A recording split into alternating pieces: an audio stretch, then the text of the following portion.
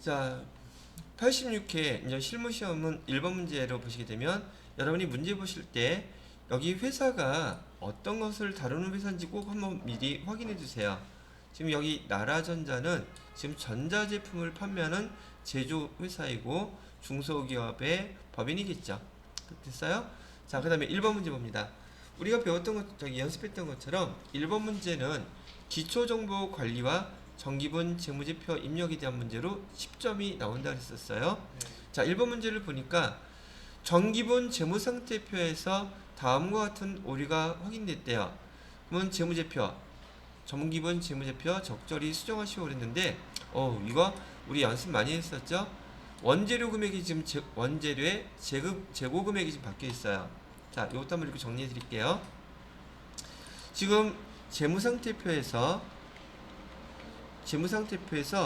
재고자산인 원재료가 잘못되어 있다면 얘를 바꿔주는 순간 얘는 제조, 원가, 명세서에서도 이 기말재고가 명세서에서 거기 기말재료가 원재료 재고의 금액 계산할 때 바뀌겠죠. 그러면 맨 밑에 당기 제품 제조원가 금액이 바뀌죠. 그죠? 얘는 그 대신 확인만 하면 돼. 근데 이 당기 제품 제조원가가 그 다음에 어디로 옮겨가요? 손익계산서로 옮겨간단 말이에요. 손익계산서의 매출원가에 반영이 되기 때문에 손익계산서의 매출원가를 여러분이 제조원가 명세서의 금액과 손익계산서에서의 당기 제품 제조원가하고 일치시켜줘야 되죠. 네. 그러면 손익계산서 금액 바뀌겠죠. 당기순이익이. 네. 당기순이익은 또 어디로 가요? 당기순이익은 정기분이 2년 처분. 그렇죠. 정기분이니까 이거 정기 2월 이익이익 처분계산서에서 당기순이익 바꿔줘야 되죠. 네. 당기순이익이 바뀌면 그 미처분 이익잉여금이 바뀌겠죠. 네. 그럼 다시 재무상태표로 와서 2월 이익잉여금하고 매출을 시켜주면 딱 끝나죠. 네. 즉 1번 문제부터 4점짜리 주기는 했는데 옛날에 이거 7점짜리 문제였었어요. 근데 지금은 좀 계속 매회 시험 문제를 내다 보니까 다들 연습 충분히 할 것이라고 생각하고 재무제표에 미치는 영향 그거 갖다가 회계 프로그램 안에서 어떻게 연동이 되는지를 갖다가 시험 문제로 이렇게 냈다는 얘기예요. 자, 그럼 봐요. 얘는 프로그램을 직접 입력해서 하는 게 좋겠죠? 자, 원재료 재고액을 700만 원이 아니라 950만 원으로 바꿔줘야 되겠죠? 그럼 제가 여러분하고 똑같이 화면을 이렇게 열어놓고 천천히 한번 따라서 연습해 보자고요. 자, 여기 보시게 되면 지금 원재료라 그랬어요. 네. 자, 찾았어요? 원재료 얼마를 바꿔준다? 950만 원으로 이렇게 바꿔주면 되죠. 네. 950만 원으로 바꾸는 순간 지금 대차 차익이 여기 250만 원이 띵하니 떴어요. 그죠? 근데 지금 이걸 여기서 수정해 줄 수는 없지만 결과론부터 결과만 얘기할게요. 여러분들이 나중에 정기분 이익여금 처분계산서에서 뭘 바꿔줘야 돼요? 여기 재무상태표에 있는 이 금액을 바꿔줘야 돼요. 그죠? 이 금액 근데 지금 바꾸면 돼야 안 돼요? 안 되죠? 우선 저기 원재료 넘어갔던 거 그 다음 뭘 봐야 돼요? 오케이. 원가 명세서 보려고 했더만 없네. 내가 회계 2급을 열어놨더만 안 나와. 전산 회계 2급이 아니라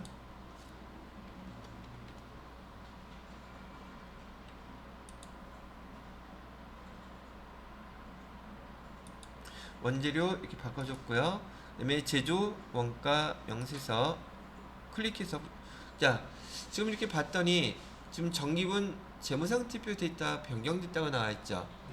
어디가 변경된 거예요? 이게 했는데 조금 전에 바꿨던 원재료가 어디가 있는지를 알아야지. 손댈 거는 아니지만 알고는 있어야 된다는 얘기예요. 여기 원재료비 클릭해 보세요. 원재료비를 계산할 때 여기 지금 우리가 바꿨던 기말 원재료 재고액 이 금액이 바뀌었잖아요. 네. 확인됐죠? 시험 문제에서는 이거 굳이 확인할 필요는 없다 그랬어요. 손댈 것도 없고요. 자, 그래서 얘를 해놓고 지금 금액은 어떤 거예요? 당기 제품 제조 원가 얘가 지금 어디로 간다 그랬어요? 손익계산서로 간다 그랬었죠? 네. 손익계산서 클릭해서 열어보자고요. 손익계산서 클릭해서 열어보시게 되면 여기 손익계산서에 단기 제품 제조 원가는 매출 원가 계산할 때 들어간 거였었어요. 얘를 클릭해 보시게 되면 여기에 단기 제품 제조 원가가 숫자가 있는데 지금 바뀌어 있어요? 그대로 있어요? 그대로 있어요. 안 바뀌었잖아. 이 금액을 얼마로 바꿔줘야 돼요? 이게 시험 문제라고요. 그죠? 얘를 얼마로 바꿔준다? 158 505 숫자가 모르겠다.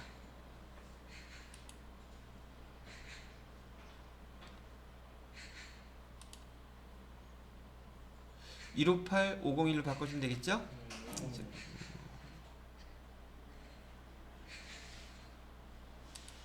그래서 이 금액을 158 501 이렇게 바꿔주시면 매출원가가 바뀌니까 여기 당기순이익도 싹 바뀌었죠 지금. 됐어요? 그런 다음에 우리 또 어디로 가야 돼요? 이 당기순이익이 반영되는 재무제표가 여기서 정기분 잉여금 처분계산서를 클릭해서 열어보시게 되면 여기 당기순이익 있죠? 당기순이익 바뀌어 있어요? 안 바뀌어 있어요? 안 바뀌어 있으니까 어떻게 해야 된다? 블록이로 그 당기순이익 바꿔줘야 되죠. 이 당기순이익을 바꿔주게 되면은 정기분 손익계산서 당기순이익 불러오시겠습니까? 예 누르시면 여기 또 미처분 이익잉여금 얘가 또 바뀌어 있죠. 49074 얘가 어디 거하고 똑같아야 된다 그랬어요. 재무상태표에 2월 이 잉여금하고 똑같아야 된다 그랬었죠.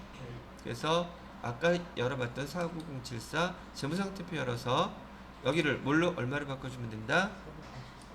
미처분 이 잉여금의 금액이었던 49074,000 그러면 여기 대차 차액 싹 없어졌죠. 그죠? 지금 원재료를 하나 바꾸니까 재무제표에 영향되는 게 칸칸이 다 연결돼 있었죠. 뭐 이게 제일 그때 설명해 드릴 때도 난이도가 제일 높은 거라 그랬었죠. 그죠? 근데 내용만 알면 금방 30초 안에 끝나죠 이거? 그죠? 자 그래서 이거 연습하는 방법은 자 동영상으로 설명해 놓은 우리 그 88에 87에 거기 보시고서 다시 한번 복습하실 필요가 있으신 분들은 이렇게 보셔야 돼요. 아시겠죠? 자 그래서 1번 문제 4점짜리 얘는 보통 한 20초밖에 안 걸리는 것 같아. 아 이거 바뀌었네 뭐뭐뭐 투두둑 몇 번 누르면 바로 끝나요. 자 됐어요. 자 그 다음에 2번 문제 볼까요? 2번 문제는 다음 정기분 거래처별 채권자 이건 되게 쉬웠죠. 채권자액만 입력하면 되니까 거래처별 2월 누르세요. 거래처별 초기 2월 클릭하시고요. 문제에서 주어진 단기대여금 클릭하세요. 거래처 세움상사는 500만원 50만원으로 잘못 들어가 있네요. 500만원 또 하나 거래처가 더 있죠. 사랑상사 금액은요 480만원 끝. 그 다음에 외상매입금은 미래엔상사 금액은 430만원 금액 틀려있네요. 여기 250만원 그 다음에 IPL 금액 얼마? 뒤집어져 있었구나. 얘가 430만원 됐죠? 끝. 자 그 다음에 3번 문제는 뭔가요?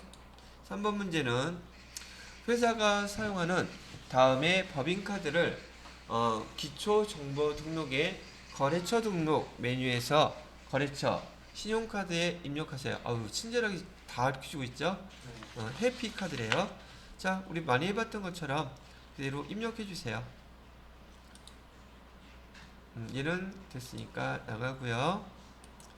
자 거래처 등록 눌러보시고 거래처 등록에서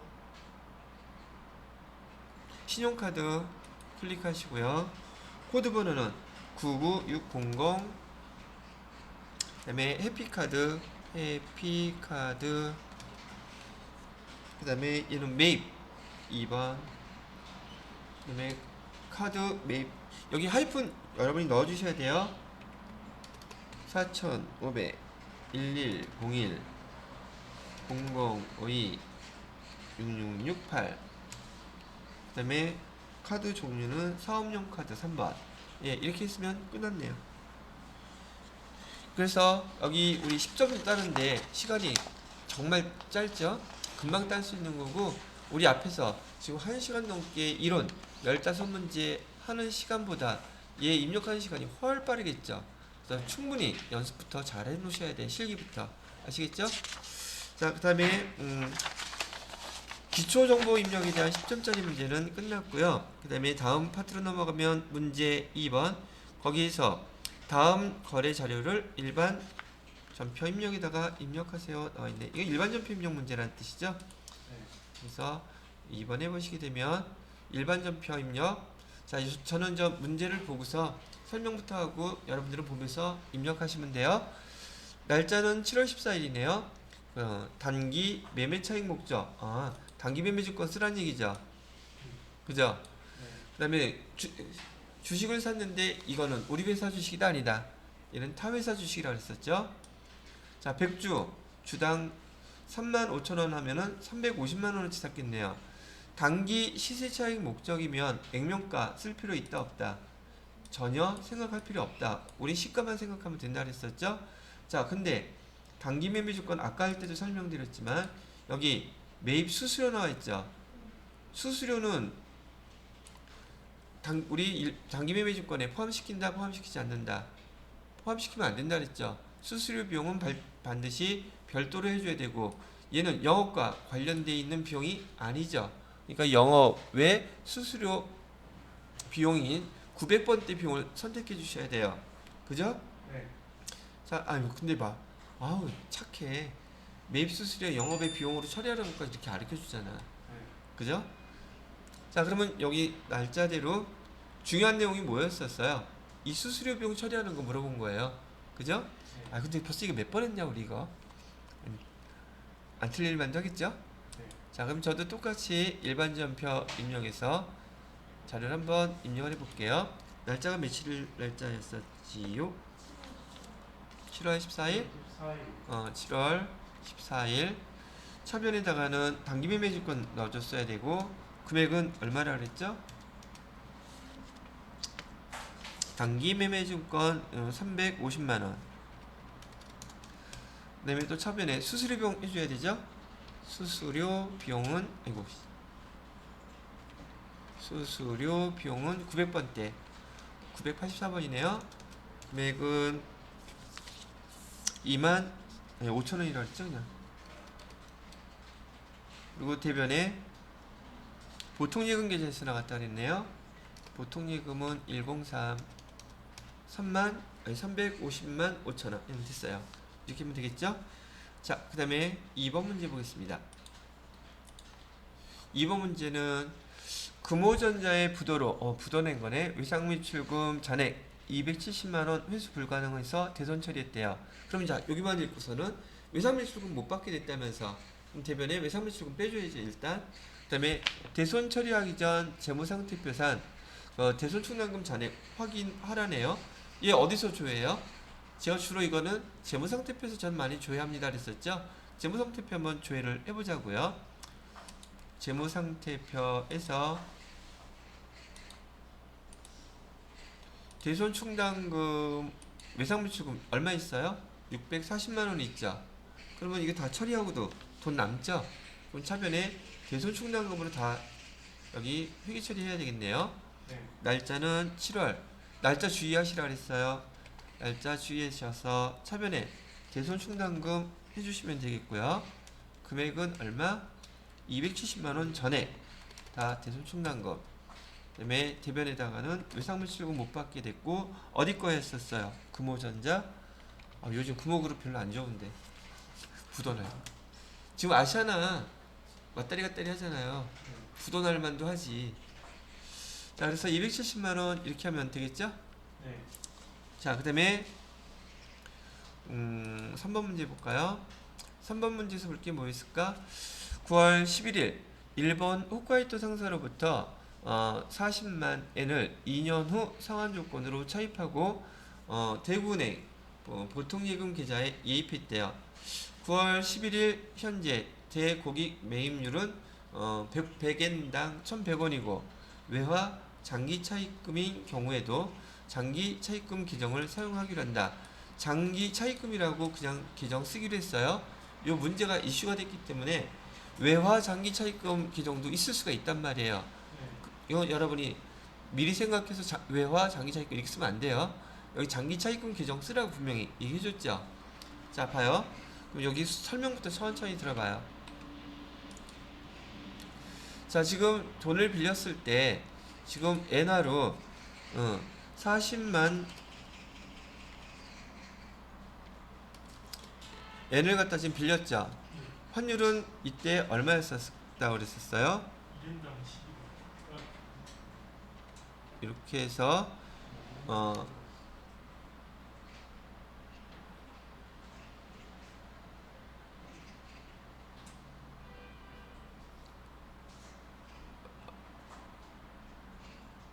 11.1. 이거 계산하는 방법부터 먼저 다시 한번 이거 해드릴게요. 자, 이거 엔화 계산할 때는 지난번에 제가 외화 환산 이익이나 외화 환산 손실 할 때 엔화는 100엔당 얼마라고 나오니까 되게 헷갈려. 이렇게 말이에요. 지금 100엔당 지금 우리 원화로 1,100원이라고 이렇게 나와 있었죠. 그래서 얘를 1엔당 얼마로 환산하는 게 더 빨라요. 그럼 1엔당 얼마예요? 1.1원 되겠죠. 그죠? 1100 나누기 100 해보세요. 그 1.1 나오죠. 즉 11엔인가? 네, 11엔. 11엔 그죠? 1.1이 아니라 11엔. 다시 환율 우리 나와 있는 우리 원화를 갖다가 100엔으로 나눠서 1엔당 얼마로 계산하는 게 더 계산이 빠르더라고요. 그러면 40만 엔 곱하기 원화로 계산할 때는 얼마 곱해주면 된다는 뜻이에요? 11. 40만. 그래서 여기를 지우고 40만 엔 곱하기 원화로 얼마를 해주면 된다? 11원으로 해주는 게 계산이 훨씬 빨라요. 정확하고. 그래서 11 이렇게 해주게 되면 우리가 빌린 원화로 9월 11일 날 얼마를 빌린 게 돼요? 440만 원 되겠죠? 440만 원을 이렇게 빌렸단 말이에요. 우선 얼마를 빌렸는지 원화로 알아야지 외화 환산 이익이 얼마인지 계산할 수 있겠죠? 자, 그러면 9월 11일 9월 11일 날 분계는 어떻게 되겠어요? 9월 11일 날 분계는 차변에 차변에 보통예금 계좌로 들어왔대죠. 보통예금 440만원 이렇게 들어왔을 것이고요. 그 다음에 얘는 장기 차입금이라면서요. 그러면 장기 차입금 이렇게 해주고 440만원 이렇게 기록을 해놨다는 뜻이에요. 장기 차입금 물론 거래처에 써놔야 되겠죠.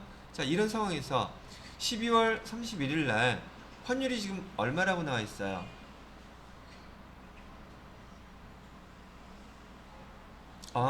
11일 것만 계산하면 되는 거네. 네. 그럼 끝나요. 이러면 재미없잖아. 자, 저기 12월 31일 날 100엔당 환율이 1엔당 환율이 12원이라고 계산해봐요. 12원이라고. 그러면 40엔 곱하기 12 하면은 480 나오겠죠. 그러면 40만 원만큼은 좀 우리가 갚아야 될 부채가 더 증가한 거죠. 그죠? 그래서 우리 12월 31일 날 차변에다가 지금 부채는 더 증가했는데 이를 외화 환산 손실이라고 해서 40만원 이렇게 쓰고 대변에다가는 장기 차입금 40만원 이렇게 추가로 결산을 해줄 때 외화 환산 손실이라는 계정을 이렇게 적어 주셔야 되는 것라는 얘기예요. 환율 외화의 환율 평가할 때는 외화 환산 손실, 외화 환산이 긴 것을 알았었죠. 실제로 결제하면서 외화 환율 때문에 차이가 나면 그때는 외환 차익, 외환 차손 계정 쓰라 그랬었죠. 이렇게 문제가 나왔으면 난이도가 그래도 좀 있게 나온 거예요. 회계 1급에서 이 정도는 나와도 뭐 준수하긴 한데 여러분들한테 외화 환산 손실이라는 계정하고 그다음에 지난번에 설명해드렸던 요거 12월 30일 날 써야 되는 계정이 외화 환산 손실하고, 얘는 실제로 돈 주고받고 한 거 아니죠? 그때 긴 거 쓰는 거예요. 12월 30일 날 만약에 실제로 돈을 주고받고 하면서 환율 때문에 이익이 들어오고 나가고 했다 그러면 그때 쓰는 계정은 외환 차이익이나 외환 차손이라는 용어로 씁니다. 외환 차손이라는 계정으로 씁니다. 계정 구분해 드리려고 한 번 더 마무리까지 설명을 해 드렸어요. 자, 되셨으면 그다음에 4번 입력을 해야 되는데 전 4번까지 여기서 화면 보고서 입력해 드릴게요. 9월 25일 공장 신축용 토지. 자, 일단 토지를 취득했네요. 신축용 토지를 취득하였으며 취득의 대가로 당사 주식 100주 액면가액은 5,000원 신규 발행 교부하였다. 취득 당시 토지의 공정가치는 100만원이라고 얘기를 하고 있네요. 자, 토지 공정가치는 100만원. 자, 얘는 제가 회계 처리하는 거 먼저 보시고 나서 그다음에 입력하세요. 자, 여기 보시게 되면 지금 우리가 토지는 일단 받았죠? 그러면 차변에 토지를 받았으니까 차변에 공정가치 토지는 우리 자산 기록할 때는 항상 공정가치로 기록합니다. 토지 100만원 이렇게 기록하면 되겠고요. 그 다음에 대변에다가는 뭐라고 써줘야지 돼요?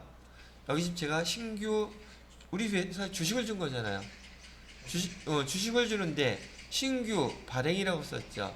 자, 발행은 무슨 뜻? 아까도 했잖아. 주식을 발행하면 증자 자본금이죠. 자본금 대변에 써주라며. 그러면 여기서 자본금 써줘야 되는데 자본금은 기록하는 원칙이 뭐였었어요? 액면은 주식수 노선 몇 주? 주식수 곱하기 액면 금액이잖아요. 액면 금액은 얼마? 그러면 자본금은 얼마가 증가한다는 뜻이에요? 이렇게 50만원 써주고 나머지 차익 금액은 얼마가 차이가 났어요? 50만원 또 차이 났죠? 걔는 뭐예요?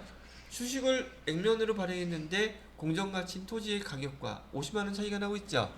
우리 주식 현금 주고 발행하는 거하고 똑같아요. 다만 현금 대신에 뭘 받았다는 거야? 토지를 받았다는 뜻이야. 이해했어요?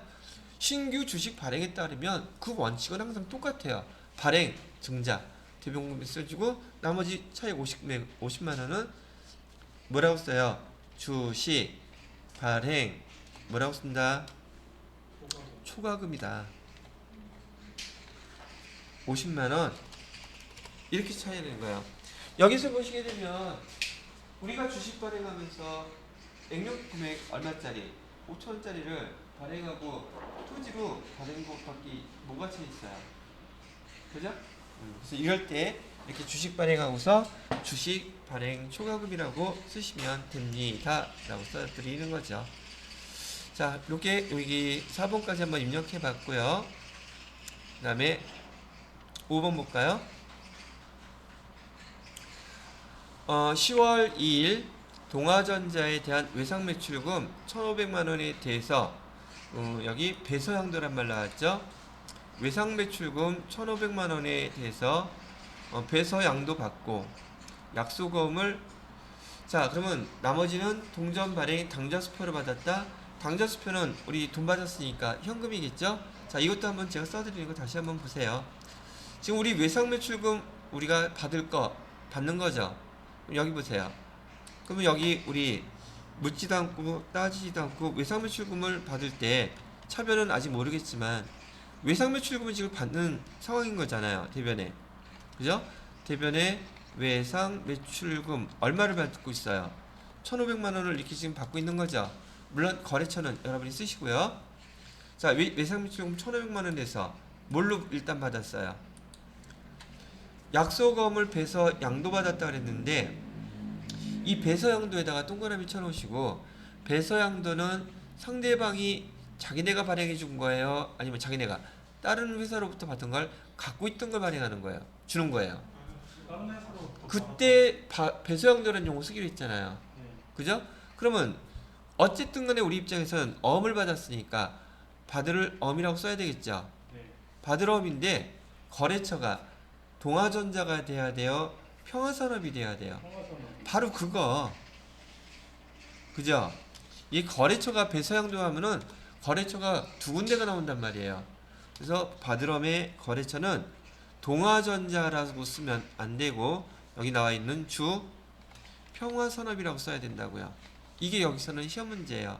나머지 금액은 뭘로 받았대요? 동점. 동점은 거래처라고 그랬었죠? 거래처가 당좌 수표 발행해서 줬으니까 우리한테는 현금이 되겠네요. 현금을 500만 원 이렇게 받았습니다. 이렇게 처리해 주시면 되겠죠. 되셨나요? 자, 그 다음에 6번 문제. 11월 14일 날 영업직 직원에 대한 1번 뇌염 예방접종을 3개로 병원에서 실시하고 접종 비용 250만 원을 법인카드인 신한카드로 결제했다. 뭐 어차피 법인카드로 결제했으면 결국 얘는 일상적인 상거래 결제가 아니니까 미지급금해야 되겠죠? 거래처는 어디로 해줘야 돼요? 신용카드 거래면 거래처는 반드시 카드사여야 된다 그랬었죠. 그러면 차변에 뭐라고 쓸 거예요? 예방접종 해줬으면 직원들 예방접종 해줬대요. 네. 차변에 복리후생비 해야 되겠죠. 대변에다가는 미지급금 해야 되겠죠. 네. 그죠? 그 다음에 거래처는 신한카드 됐나요?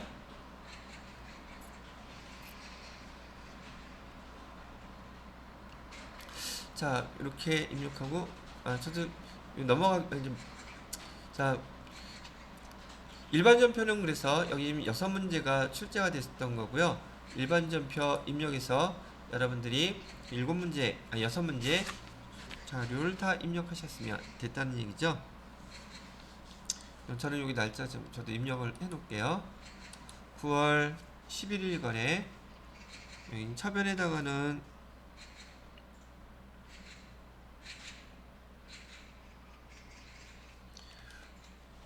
보통 예금 계좌로 440만 원 들어왔고, 이게 아니네요. 440만 원 대변에다가는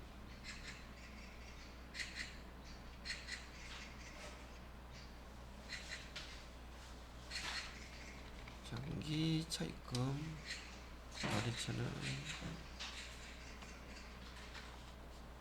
홋카이도 상사 440만 원. 그 다음에 9월 25일 거래는 차변에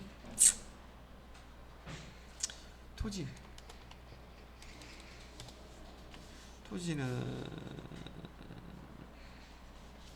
100만 원 대변에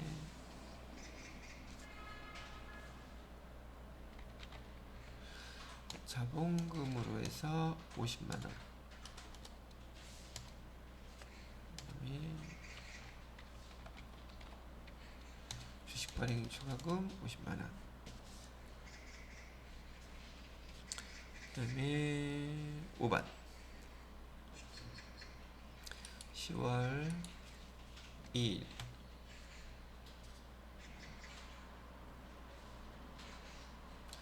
차변에 받으러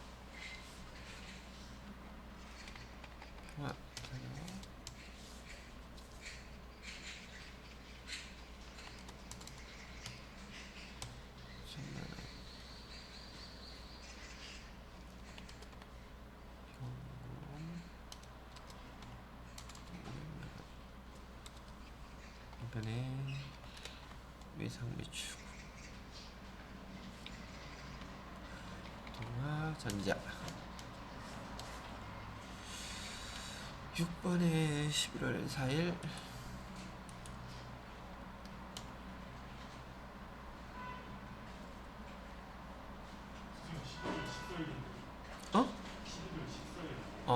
땡큐 11월 14일 차변에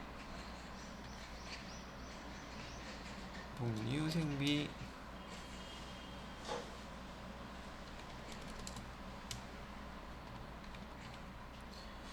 카드는 신한카드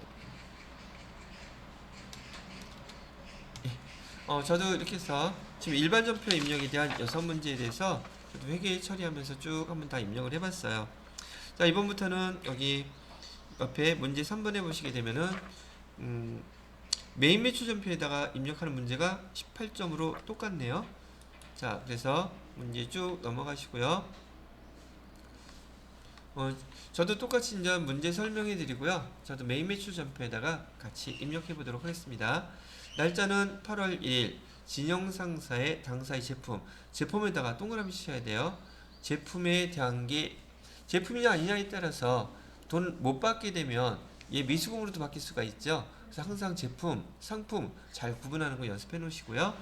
자, 전자세금계산서가 증빙서류죠. 그죠? 얘 판매, 매출이에요. 뭐 다른 사항은 없는 것 같으네요. 공급가액은 1,500만원, 세액 150만원, 1,650만원. 근데 세금계산서 보니까 현금으로 220만원 받았다고 나타나 있죠. 그럼 얘는 현금 처리해 주셔야겠네요. 자, 메인 매출 전표에다가 그대로 입력해 보십시오. 메인 매출 전표 클릭하시고요. 자, 날짜는 며칠 날짜예요? 8월 1일. 8월 1일 선택해 주시고요. 자, 부가세 유형은 지난번에 설명해 드렸던 것처럼 메인 매출 전표 입력하실 때는 무조건 첫 번째 매출인지 매입인지부터 구분합니다. 얘는 매출이죠. 증빙서류가 뭐예요? 증빙서류가 세금계산서니까 부가세 유형은 11번 선택. 품목은요, 마이크라고 해주시고요. 마이크 수량 300개, 단가 5만원. 자, 그 다음에 코드 거래처는요, 진영 써주시고. 자, 세금계산서 우리 발행할 거 아니죠? 근데 전자 세금계산서니까 1여 받았다고 해주셔야겠네요. 자, 그 다음에 분계는 얘는 지금 혼합을 해야 되겠죠? 혼합을 누르게 되면 밑에 회계 처리할 때 반드시 완성시켜야 되는 거야. 계정을 바꾸거나 최소한 차변 대변 계정 완성시켜야 되겠죠? 혼합 누르시고요. 부가세 예수금하고 제품 매출 대변값만 지금 와 있고 밑에 합계금액 빨간색으로 떠 있죠? 보이시나요? 자, 그러면은 차변에 우리가 돈 받을 거에 대해서 현금으로 받았다 그랬나요? 현금 얼마 받았대요? 220만원 써주시고. 자, 또 차변에 나머지는 외상이죠? 제품을 팔고 돈을 못 받았으니까 얘는 외상매출금 맞죠? 108번 외상매출금으로 해주시면 첫 번째 문제는 되셨네요. 자, 그 다음에 두 번째 문제 볼까요? 두 번째 문제를 보시게 되면 공장에서 사용할 1톤 화물차, 그 다음에 기현 자동차로부터 구입하고 전자세금계산서를 교부받았다. 일단 얘는 매출이에요? 매입이에요? 매입이죠. 매입인데 매입일 때 세금계산서 받으면 여러분 부가세 유형 51번인가 54번 불공사인가 구분해야 된다 그랬었죠. 그죠? 근데 이거는 승용차가 아니잖아. 승용차 아니었으니까 얘는 차량 운반구로 공급가의 세액은 부가세 대금 다 공제받을 수 있는 거죠. 불공사가 아니란 뜻이에요. 그럼 일반 매입 51번을 선택해야 되는 거구나. 그것만 알면 된다는 얘기죠. 돈 지급했어요, 안 했어요? 1개월 후에 지급하기로 했으니까 미지급금 해놓으면 되겠죠. 거래처 기현자동차 써놓으시고요. 자, 그러면 얘도 입력해 주세요. 날짜는 며칠? 8월 20일 날짜로. 부가세 유형은 51번. 품목은 거기 화물차라고 돼 있죠? 화물차. 수량 잠깐 필요 없고요. 금액은 1,900만 원이라고 되어 있네요. 부가세 190만 원. 그다음에 거래처는 기현자동차. 세금계산서 받았고. 자, 분계는 얘도 그쵸, 혼합을 해야 되죠. 해놓고서는 원재료 아니죠. 계정 뭐라고 바꿔야 된다? 차량 운반구로 바꿔주셔야겠죠. 그 다음에 돈 어떻게 주기로 했어요? 돈 안 줬으니까 그렇죠. 미지급금 거래처 기현전자동차. 예, 이렇게 하면 마무리 됐네요. 지금 1번 문제 2번 문제 봤을 때 기본적으로 매출 매입 일상적으로 발생하는 거 문제를 했죠. 일상적으로 발생하는 거 당연히 내야 되죠. 그래야지 자격시험이 통과한 사람들은 일반 회사에 가서 일상적인 업무 할 수 있다는 게 증명이 될 테니까요. 3번 문제 보겠습니다. 자, 이번 10월 10일 공장 신축을 위해 방배로부터 건물이 있는 토지라고 했어요. 그죠? 건물이 있는 토지를 취득하고 토지 가액은 1,000만원, 건물 가액은 100만원, 부가가치세는 별도라고 되어 있네요. 자, 그렇게 취득을 했고요. 건물 취득에 대해서 전자세금계산서 수취하고 대금은 당좌수표 발행해서 결제하였으며 동 건물은 철거 예정이다. 그 다음에 전자세금계산서 수취분에 대해서만 매입 매출전표에 입력하고 분기할 것. 이게 뭐 하라는 얘기예요? 전자세금계산서 수취한 것만 분기하라잖아요. 그죠? 자, 그러면 전자세금계산서 수취한 거 뭐뭐 있어요? 토지 1,000만원, 건물가액 100만원, 부가가치세 별도. 그죠?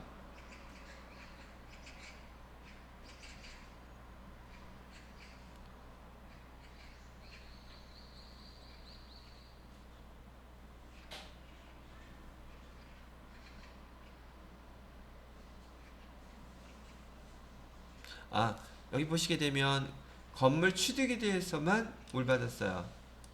건물 취득한 거에 대해서 전자세금계산서 받았다고 나와있죠? 네. 그러면 건물가액에 대해서만 지금 처리하라는 얘기죠. 네. 근데 이 건물은 사용 목적인가요?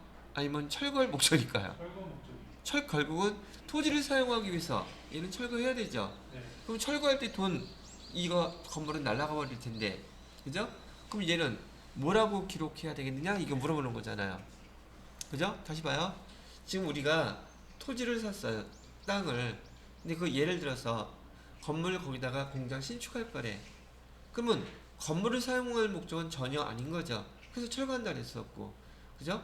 그럼 얘를 갖다가 토지를 사용하기 위해서 부대 비용이 발생하겠죠. 이것처럼 철거 비용도 들어갈 거고, 또 뭐도 들어가요? 토지 정지 비용도 있다면 그것도 들어가겠죠. 얘네들은 토지를 사용하기 위해서 부대 비용으로 발생한 것이니까 이 건물 100만 원에 대해서는 뭘로 처리하라는 얘기예요? 토지와 관련된 거니까 토지의 부대 비용이니까 토지라고 쓰라는 얘기예요. 이해되셨어요? 네. 부대 비용이니까. 자, 그래서 여기 보시게 되면 그러면 얘 세금계산서는 건물에 대해서 세금계산서 100만 원 받았는데 그럼 얘는 지금 토지와 관련된 걸 받은 거죠. 그죠? 그럼 토지와 관련된 거 우리 세금계산서 봤을 때 51번이에요? 54번이에요? 54번 불공상이잖아. 그러니까 센스가 있으면 여기 회계 1급에서 나오는 문제 중에 매입세금계산서 받은 것 중에 반드시 불공상 문제 나온다 안 나온다? 그럼 센스 있게 이게 불공이겠구나. 딱 그래도 알 수 있을 것 같아. 그죠? 자, 그래서 그러면 여러분이 회계 매입매출전표에다가 지금 해당되는 3번 문제 날짜는 10월 10일로 해주시고요. 10월 10일로 해주시고, 자, 유형은 매입세금계산서 건물에 대한 거 받았지만 뭘로 처리한다? 불공으로 처리한다. 품목은 뭐라고 돼야 돼요? 토지. 아니, 건물이라고도 상관없어요. 내용은 아니까. 그죠? 철거 건물이라고 해도 되고 아무거나 써도 돼요. 이거는 공급가액은 얼마였다? 100만원, 부가세 10만원, 거래처는 방배. 방배로부터 받았다 그랬으니까 방배 주시고, 세금계산서 받았고요. 분기는 뭘로 해줘야 돼? 불공제 사유 뭘로 해야 되나? 불공제 사유. 여기 맨 밑에 6번에 보시면 토지라고 나와 있죠?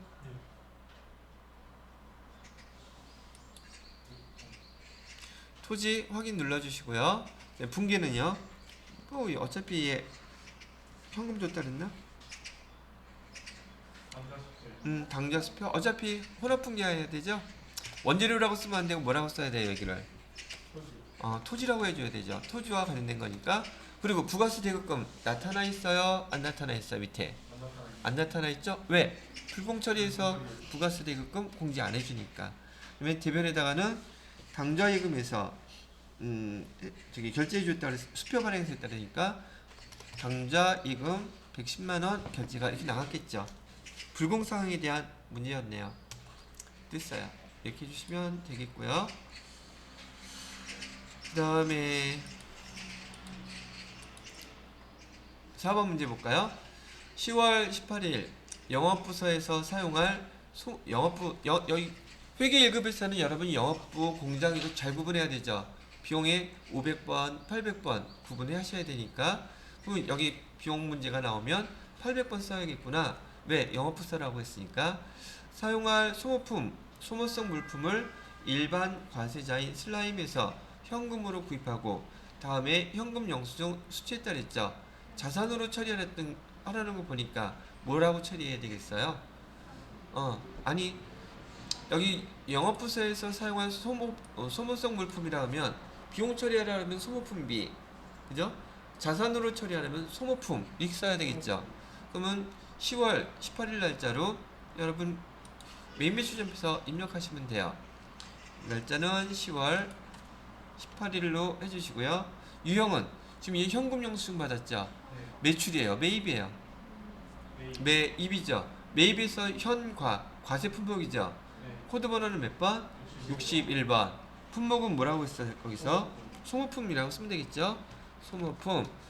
자, 여기 주의할 거 뭐 굳이 주의는 안 해도 되는데 현금 영수증이나 신용카드 매출전표 또는 건별일 때 공급가액에다가 공급대가 입력하면 자동으로 나뉘어진다 했었죠.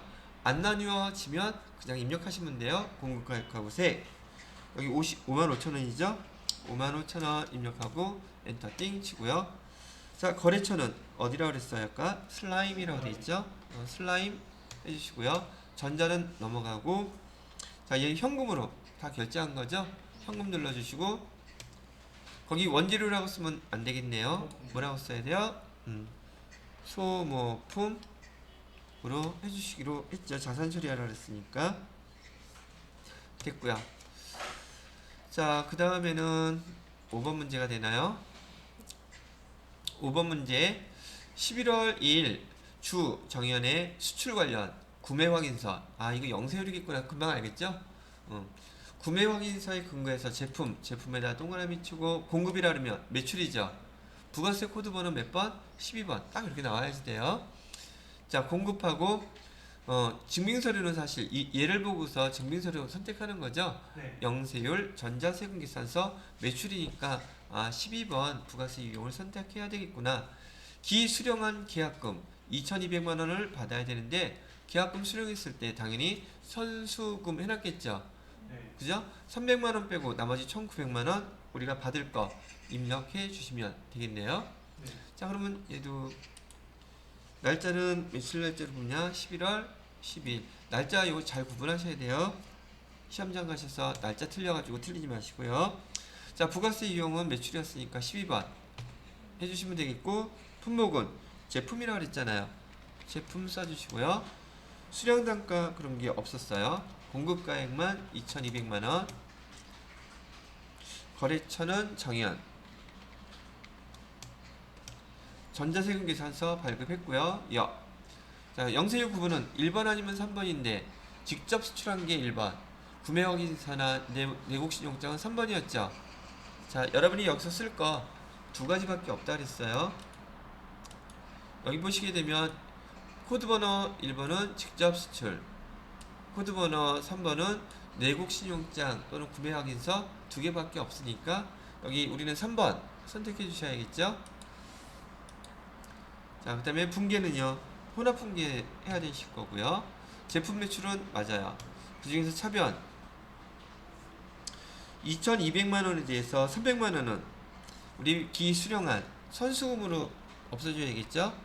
선수금 얼마냐? 300만 원 해주시겠고요. 자, 나머지는 금액은요, 외상으로 했다니까 외상매입금 되죠. 외상매입금 정연 이렇게 해주시면 되겠네요. 매출금 아니에요? 왜 매출금이라고 매입금이라고 썼어? 이렇게, 그죠? 맞았습니다. 자, 그 다음에 메인 매출 전체 마지막 문제네요. 6번 문제. 6번 문제를 보시게 되면 11월 28일 영업부에서 매출 거래처 접대 목적이라고 나왔죠. 마트에서 전자세금계산, 세금계산서 이게 매입이죠.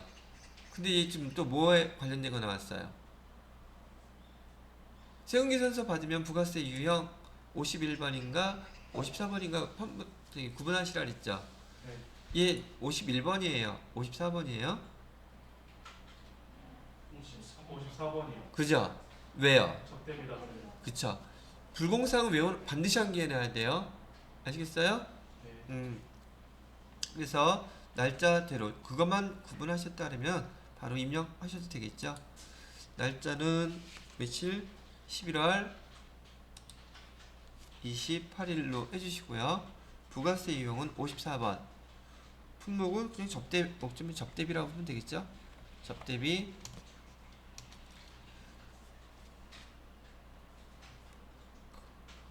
금액은 얼마가 될까? 공급가액은 30만원이네요.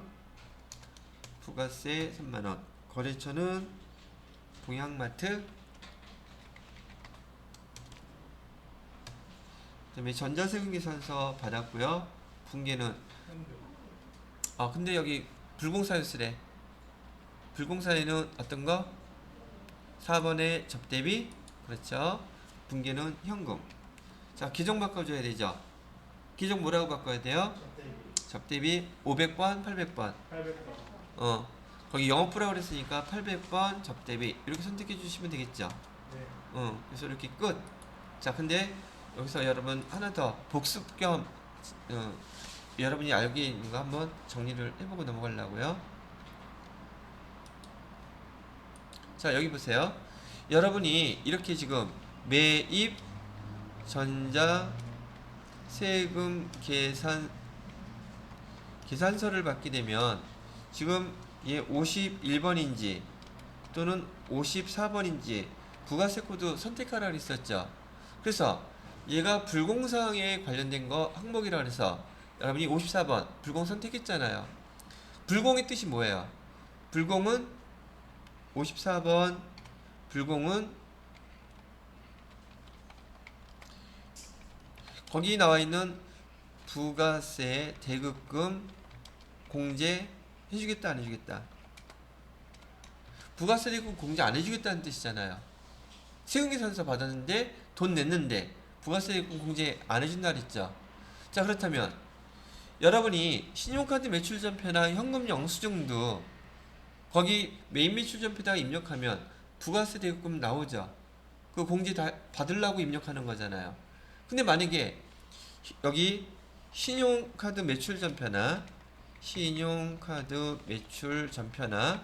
또는 현금 영수증으로 이렇게 접대비를 쓰게 되면 걔는 공제해줘요? 생각을 해보세요. 접대비를 사용하고 불공사항이에요. 불공사항인 접대비를 갖다가 사용하고서 세금계산서 받으면 불공처리 이렇게 하는데 만약에 그 접대를 신용카드 매출전표나 현금 영수증으로 결제를 했다면 걔는 공제해주겠느냐고요. 당연히 걔도 공제해주면 안 되겠죠.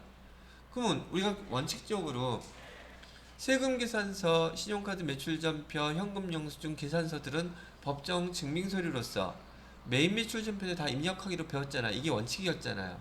네. 아니었어요? 맞아요. 그랬죠. 그런데 불공사항과 관련된 걸로 신용카드 매출전표를 영수증으로 받았구나, 현금 영수증을 받았다면 얘는 예외상으로 얘를 갖다가 어디다 입력해야 된다? 얘는 메인 매출전표에다 입력하면 안 돼요. 얘는 어디다 입력해야 되냐? 일반 전표 입력에다 입력하셔야 돼요. 일반 전표 입력에다가 입력을 하셔야 돼요. 부가세까지 다 포함해서. 왜? 불공사항이니까. 잘 구분하셔야 돼요. 여러분 실무에서도 이거 많이 나옵니다. 왜? 이런 거래가 많이 발생할 수밖에 없잖아요. 다시 한번 세금 계산 불공사항과 관련된 매입 세금 계산서를 받게 되면 매입 매출전표 안에 54번이라고 하는 불공으로 처리할 수 있는 기능이 코드 번호가 있어요. 그런데 신용카드 매출전표나 현금 영수증은 이렇게 불공으로 처리해줄 코드가 없어요. 그러니까 신용카드 매출전표 또는 현금 영수증임에도 불구하고 얘는 어디서 입력해야 된다? 일반 전표 입력에서 부가세 대급금까지 합친 금액으로 하나로 그냥 비용 처리해서 입력해 주셔야 된다는 얘기예요. 실수할 수 있겠죠? 그래서 여러분이 일반 전표 입력이다 보면은 일반 전표 입력에는 원래 신용카드 매출 전표도 현금 영수증도 입력하면 안 돼요. 안 되는데 왜 거기 나와 있지? 바로 불공사항과 관련되어 있기 때문에 그래요. 자, 여러분 또 이제 자격시험 마지막 준비하는 거니까 하나 더 추가로 간이사업자한테 받은 신용카드 매출 전표나 현금 영수증도 똑같이 일반 전표에서 입력해야 된다. 이건 얘기했던 것 같은데.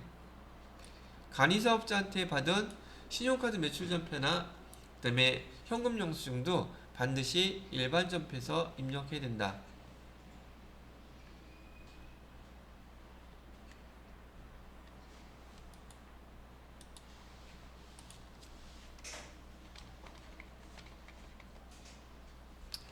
자, 신용카드 매출 전표나 현금 영수증이 불공사항에 해당된다면 일반 전표에다가 입력할 것. 그 다음에 간이사업자한테 받은 신용카드 매출 전표나 현금 영수증도 일반 전표에다가 입력할 것. 아주 출제가 많이 되는 문제예요, 이게. 어디에서요? TET 2급. 그 다음에 전산 세무 2급. 당연히 실무에서 많이 벌어지고 실수하면 이거 고쳐야 되고 문제가 복잡하게 발생하기 때문에 구분해서 잘 입력을 해 주셔야 된답니다.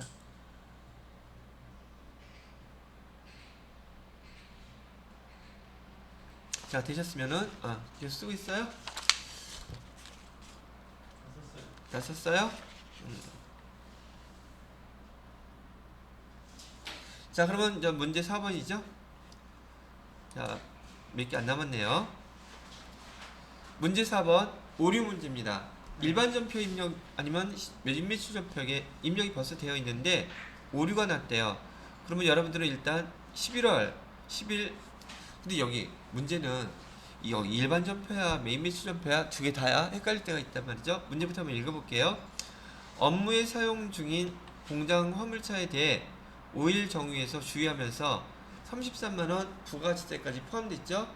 법인카드로 결제했는데 회계 담당자는 메인 매출 전표에다가 메인 매출 전표 입력해서 매입세액을 공제받지 못한 것으로 처리했대요. 그죠? 자, 그러면 이거 뭐가 잘못된 거예요? 공제를 안 받은. 이거 공제 받을 수 있는 거잖아. 네. 그죠? 얘는 지금 저기 자동차라고 하면은 다 불공인 줄 알고 불공 처리했다는 뜻이잖아요. 네. 그죠? 그래서 얘를 지금 메인 매출 전표에서 입력할 사항인지 아니면 일반 전표에서 입력할 사항인지 구분할 줄을 알아야 되겠죠, 일단. 근데 얘는 일단 문제에서 메인 매출 전표에서 입력했다 그러니까 조회 한번 해보세요. 메인 매출 전표에서 11월 10일. 뭐 어차피 오류 수정 문제 둘 중에 하나 아니겠어요? 무조건 날짜를 주의로 해본다. 거기다가 얘 지금 기가 막히게 뭘로 해놨어요, 부가세요? 카면으로 해놨죠. 이건 지금 카면이 아니라 그냥 카과로 해야 되죠. 그죠? 매입에서 카가는 코드 번호가 몇 번이에요? 57번이죠. 그죠? 그 다음에 공급가액은 얼마? 여기 이렇게 나눠줘야 되잖아요. 30만 원이어야 돼요. 여기 공급대가액 썼으니까 여기가 30만원 이렇게 줘야 되죠. 네. 부가세는 3만원. 이게 나눠서 이제 여러분 직접 입력해 주시면 돼요. 됐나요? 자, 그렇게 해놓고 밑에 분계가 지금 잘못됐죠. 그죠? 분계 뭘로 바꿔줘야 돼요?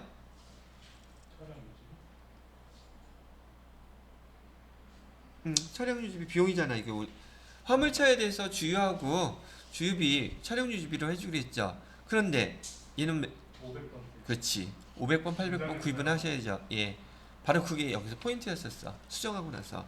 그래서 차량 유지비로 하면서 500번 때 차량 유지비로 바꿔주셔야 한다는 게 이 오류 수정 문제였었네요. 됐죠? 자, 그 다음에 2번 문제 볼까요? 11월 23일 회사는 확정급여형 퇴직연금에 가입하고 확정급여형이라고 되어 있죠? 네. 그러면 11월 23일 처음으로 당월분 퇴직연금 150만 원 보통예금에서 지급에 따르면 대변의 보통예금은 똑같겠죠. 네. 근데 확정급여형일 때하고 확정기여형 두 가지 구분하셔야 되죠.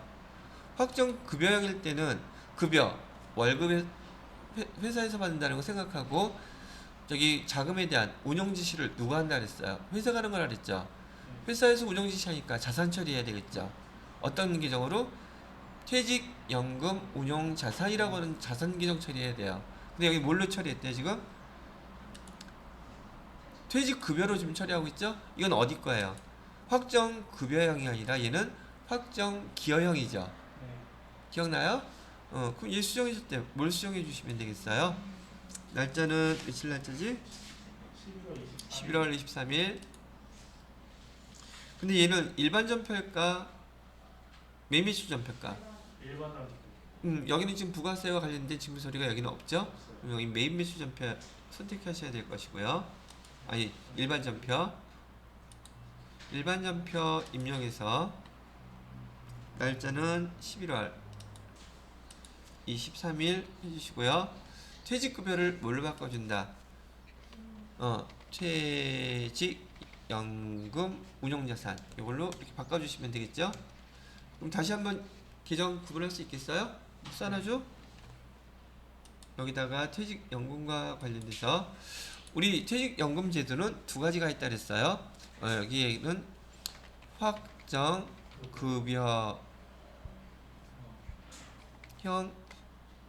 확정급여형은 D, B라고 불렀다 그랬죠? 네. 그래서 얘를 외부 금융기관에다가 자금을 이체할 때 얘는 차변에 뭘로 처리한다? 퇴직연금 운용자산이라고 처리한다 그랬었죠. 네. 그죠? 저기 그 퇴직금 되게 크다 그랬잖아요. 금융기관에다 했으면 그 운용지시를 해줘야 되잖아. 근데 급여는 우리 월급은 회사에서 받으니까 운용지시도 회사 간다 이렇게 기억하라 그랬었죠. 그래서 자산 처리예요. 회사가 운영하는 거기 때문에. 거기에 반해서 확정기여형은 우리 DC라고 했었죠. 얘는 회사에서 더 이상 신경 쓴다 안 쓴다? 안 쓴다 그랬죠? 이렇게 안 쓰고 그냥 바로 비용 처리해 버려요. 퇴직 급여. 근데 여기서 주의해야 될 거는 확정 기여 하여튼 기여형이라고 그러고요. 여기 회계 1급에서 나올 때는 퇴직급여를 처리는 하는데 여기 제조부서하고 그다음에 관리부서하고 금액이 나뉘어져서 나오기 때문에 퇴직급여를 500번대하고 800번대하고 나누어서 표시해 주셔야 되는 거 그걸 잊지 마시라는 얘기예요. 구분할 수 있겠죠? 계정까지. 그러면 4번 문제에 대해서 우리 오류 수정까지 한번 해봤고요. 그 다음에 5번 문제 볼까요? 5번 문제 보시게 되면 크게 그래요? 열받았어?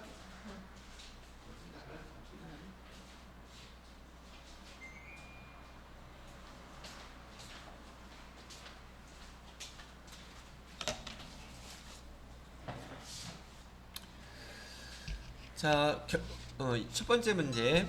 결산일 현재 당기에 계산될 감가상각비는 다음과 같대요. 감가상각비? 이거는 어디다 입력하면 되겠어요? 결산자료 입력에다 그냥 갖다 해당되는 거 입력하면 끝나겠죠? 네. 한번 입력해 볼까요? 또 나와 있으니까 결산자료 입력 클릭하시고요. 결산자료 입력은 1월부터 12월까지. 그리고 해당 주어진 자료는 기계장치면 우리 제조원가에 들어가는 거죠. 매출원가에서 제조 쪽에서 쭉 찾아보면 기계장치 여기네요.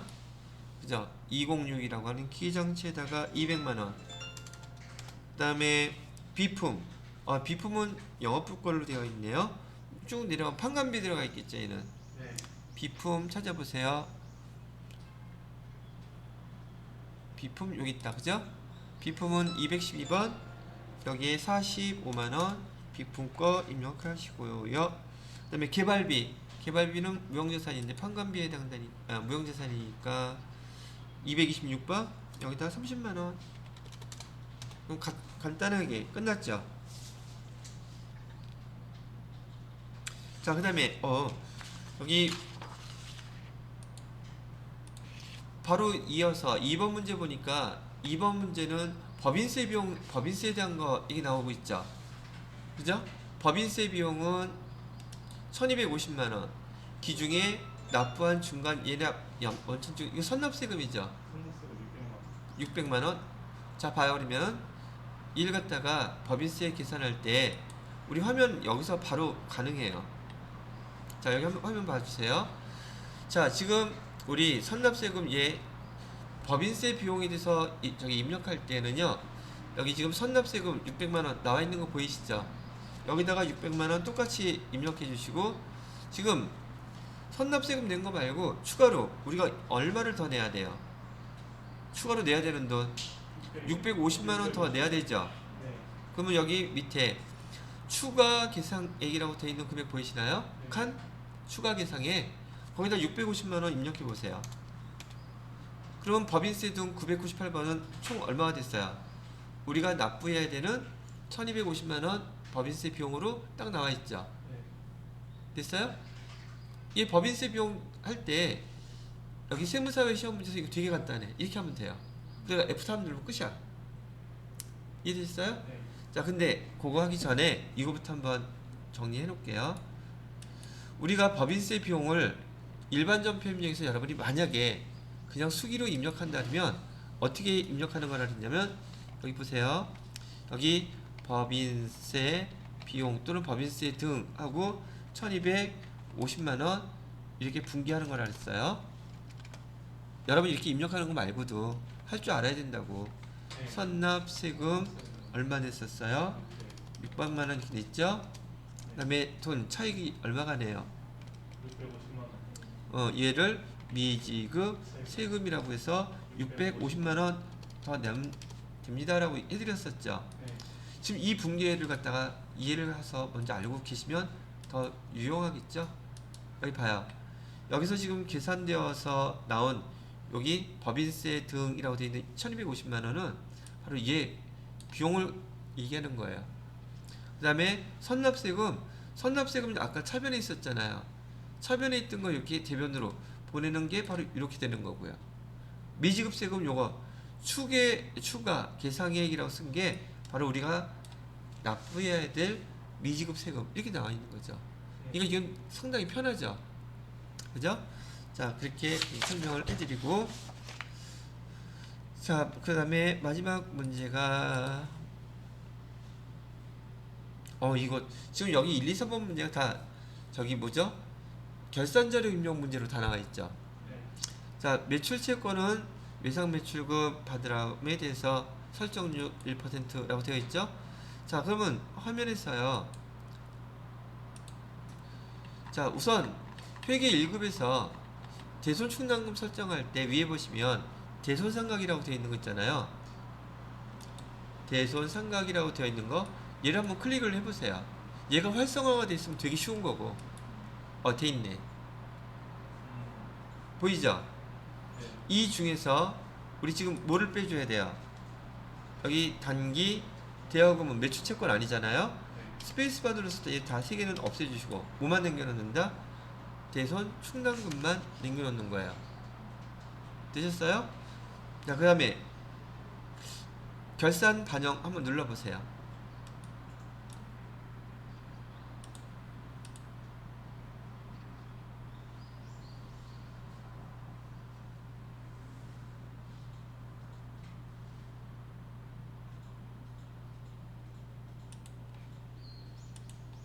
자, 눌렀어요? 네. 자, 봐요. 근데 제가 어떤 상황인지를 설명해 드리려고. 자, 원래 걔가 플러스였었다면 그냥 여기 대선 충당금 계산이 자동으로 돼서 여기 외상매출금에 대한 거, 받으람에 대한 거, 이 금액이 여기 딱 반영되어 있는 거 보이시죠? 네. 그죠? 그런데 지금 우리 결산 자료 입력할 때는 자동 그 반영하는 걸 갖다가 반영해서 여기에다가 이렇게 입력하면 안 되게끔 돼 있어요. 즉 얘는 어디서 다시 입력해 줘야 된다? 일반 점표에서 대손 충당금이 저렇게 마이너스가 생겼다면 저건 뭘 뜻하는 거예요? 대손 충당금이 지금 더 많다는 얘기죠. 기말보다. 네. 그러면 제가 이거 일반 점표에서 분계를 한다면 차변에 대손 충당금 빼주라 그랬죠. 네. 그럼 외상 매출금 대손 충당금 얼마예요? 39만 4천 원은 차변에 대손 충당금 외상 매출금에 대한 거 빼주셔야 되고, 또 차변에 대손 충당금 받으러움에 대해서 12만원 차변에 빼주고, 됐어요? 네. 대변에다가 뭘로 입력해야 돼요? 대손 충당금 환입으로 써줘야 된다고 했었죠. 네. 그 직접 분기하라는 얘기예요. 여기 이렇게 마이너스 오는 경우가 이렇게 있다면 얘는 대손 일반 점표 입력에서 대손 충당금 환입을 먼저 꼭 기록을 해주셔야 된다는 얘기예요. 그럼 여기다가 들어가면 안 되니까 지워줘야겠죠. 이렇게 지워주시고 어디에 가서 일반 점표 입력하셔서요. 날짜는 12월 31일 날짜로 차변에 대손 충당금 외상매출금에 대한 거 코드번호 109번이죠. 금액 39만 4천원. 또 대손 충당 받으러움에 대한 거 대손 충당금 금액은 써놓지 않았네.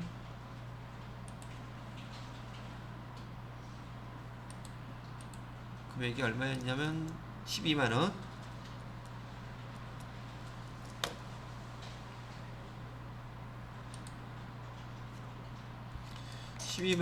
이렇게 해주시고요. 대변에다가 대손 충당금 환입이라고 쳐보세요. 대손 충당금 환입 되어 있죠? 대손 충당금 환입에 대해서 한꺼번에 처리해도 되는데 따로따로 나눠서 처리했네요. 39만 4천원 대손 충당금 환입. 그 다음에 또 대변에다가 대손 충당금 환입해서 12만원 나누어서 이렇게 회계 처리를 해주게 되면 거기서 요구하는 답대로 결산 처리가 끝났고, 이게 끝났으면 이제 뭘 해주셔야 돼요?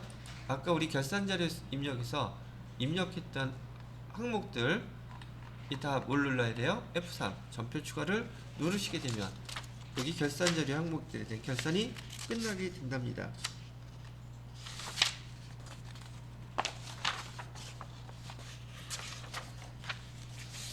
자, 이렇게 해놓고 전표 추가 누르세요. 자동 결산 분계 완료. 그리고 또 12월 31일자로 가서 조회를 다시 한번 해주시게 되면 여지껏 입력했던 자료들에서 쭉 다 결대로 마감이 쭉 진행되고 있죠. 이렇게 확인해 보시면 된다는 얘기예요. 자, 마지막 건 이제 조회 문제만 해보고 끝내도록 하죠. 자, 6번 문제예요. 조회 문제. 일기 확정 4월에서 6이죠. 6월 동안에 부가가치세 신고 기간 중 카드로 매출된 공급 대가는 얼마입니까? 를 했었어요. 자, 그러면 카드로 저기 뭐죠? 매출된 공급 대가를 물어보면 여기 한번 화면 좀 봐주세요. 여기서 이렇게 카드, 즉 부가세 유형으로 질문을 하게 되면은요, 여기 메인 매출장이라고 되어 있는 거 있죠? 메인 매출장 클릭해 보시고요. 얘가 바로 여러분이 메인 매출 전표 입력해서 부가세 유형대로 조회할 수 있게끔 만들어 놓은 장부예요. 한 번만 들어보면 되잖아. 메인 매출장에서 부가세 유형 여러분이 선택했었죠? 그것대로 구분을 하는 문제인데, 우선 기간을 입력하셔야겠네요. 4월 1일부터 6월 30일까지. 자, 구분은 매입이에요. 매출이에요. 매출이라고 그랬으니까 2번. 그 다음에 그 유형 중에서 카드라고 그랬죠. 카드는 어떤 거예요? 과세 카드죠. 카과 17번. 조회 땡 하니까 공급대가 물어봤죠. 6개월 동안 카과로 매출된 거 금액이 얼마인가요? 두 개 다 합쳐야 되죠. 네. 얼마예요? 1320만. 그래, 이거 이거 틀리면 안 된다 그랬잖아요. 조회하는 문제들은. 네. 되시었나요? 자, 그 다음에 2번 문제 보세요. 일기 확정 부가가치세 신고 기간 중 신용카드로 매입한 거래요. 신용카드로 매입한 사업용 고정자산의 금액은 얼마입니까? 라고 물어봤죠. 자, 얘는 어디서 나올까? 얘는 부가가치세 신고서를 봐야지 돼요. 네. 부가가치세 누르셔서 신고서 클릭해 보세요. 날짜는 일기 확정이니까 4월 1일부터 6월 30일까지 됐죠? 자, 여기 한번 화면 봐주세요. 이거 자꾸 봐두면 금방금방 이해돼요. 그냥 처음에만 좀 어렵지. 자, 여기는 매출이죠. 문제에서 매출 물어봤어요? 매입 물어봤어요? 매입 물어봤어요. 매입? 그럼 여기 매입은 여기인데 이 매입에서 지금 세금계산 지금 뭐죠? 카드와 관련된 게 못 찾겠단 말이죠. 네. 그죠? 여기는 매입 세금계산서 중에서 여기 일반 매입, 고정자산 매입 이렇게 나뉘어진 것처럼 여기 지금 해당되는 신용카드는요, 이 합계 금액이 어디에 명세가 나와 있냐면 바로 옆에 나와 있어요. 이렇게 옆에 보시게 되면은 세금계산서로 매입한 것처럼 신용카드로 매입한 것도요, 여기 일반 매입, 고정 매입 두 개가 이렇게 나뉘어져 있단 말이죠. 네. 그죠? 거기서 고정자산 은행 금액 얼마 물은 거야? 그 사업부 부동산 금액이 얼마냐고 신고 기간 중이요. 고정자산 금액은 공급가액을 물어보겠죠? 네. 왜 세일이라고 안 물어봤잖아요. 네. 공급 대가라고 안 물어봤잖아요. 그러면 그 고정자산 값만 물어본 거잖아. 그죠? 240만 원이 답이 돼야 되겠죠. 네. 지금 이것도 자, 초록색으로 부가가치세 신고서에서 이렇게 조회 문제 내는 거 몇 가지 안 돼요. 여기 공제받지 못할 매입세액 있죠. 네.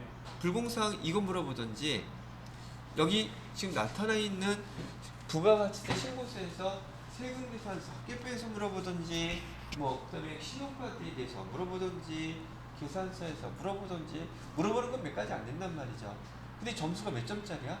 4점짜리야. 이런 문제 2개짜리예요. 이거는 뭐 놓치면 안 되니까 어떻게 해야 된다?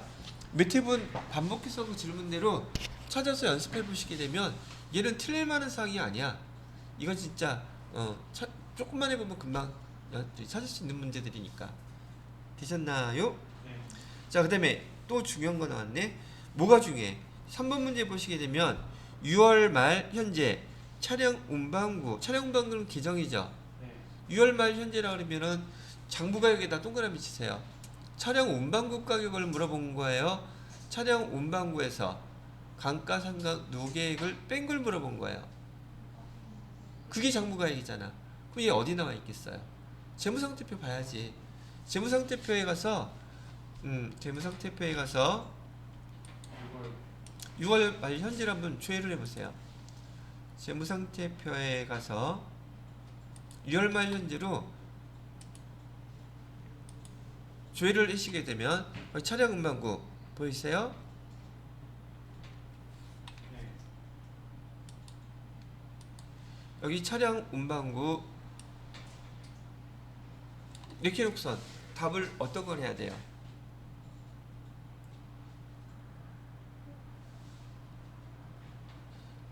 아까 그랬잖아요. 자, 봐요. 지금 여기 문제에서는 장부가액 물어봤잖아요. 네. 그러면 차량 운반구는 우리 유형 자산이죠. 여기 금액이 지금 1억 1천만 원 있다고 이렇게 나왔고요. 여기서 감가상각 누계액은 얼마라고 나와 있어요? 2,500만 원이라고 나와 있죠. 네. 우리 제가 여러 번 설명드렸던 거, 차량 운반구에서 감가상각 누계액을 뺀 금액을 우린 용어를 뭐라고 쓴다 그랬었어요? 장부가액이라고 불렀죠. 장부가액은 얼마라고 표시되고 있어요? 8,500이. 자, 문제 보세요. 문제에서 뭐 물어봤어요? 장부 금액. 뭐라고 대답해야겠냐고요? 이것도 지금 처음 배워서 문제 형태가 이렇게 나왔기 때문에 아 이게 이런 거 주의해야 되겠구나. 아까 그 우리 대소충당금 매출채권에서 대소충당금 빼면 회수가능액 또는 수익실현가치 장부가액 많이 나왔죠. 네. 문제 유형이 이런 식으로 물어보는 거, 그러니까 용어를 구분 잘 해놓으시는 게 정말 필요하다고 생각이 들지 않으시냐는 얘기예요. 그쵸? 네. 그래서 또 뭐 연결된 김에 여기 감가상각 누계액의 정체가 뭐예요? 얘는 자산 계정이면서 차량 운반구라고 하는 유형 자산을 차감하는 차감 계정이면서 평가 계정이다. 네. 자산인데 자기 자리는 대변이 자기 자리다. 뭐 그런 내용이잖아 지금. 네. 그죠? 지금 제가 한 회분 문제 풀어드리면서 앞에서 우리 배웠던 내용들 여러 번 많이 반복하게 되죠. 다음 회차 풀면 또 안 그럴까? 똑같겠죠. 그죠? 자, 여기까지 우리 86회 이론 실기, 지금 여기 실기 마무리됐죠? 자, 실기 문제는 여기까지 마무리.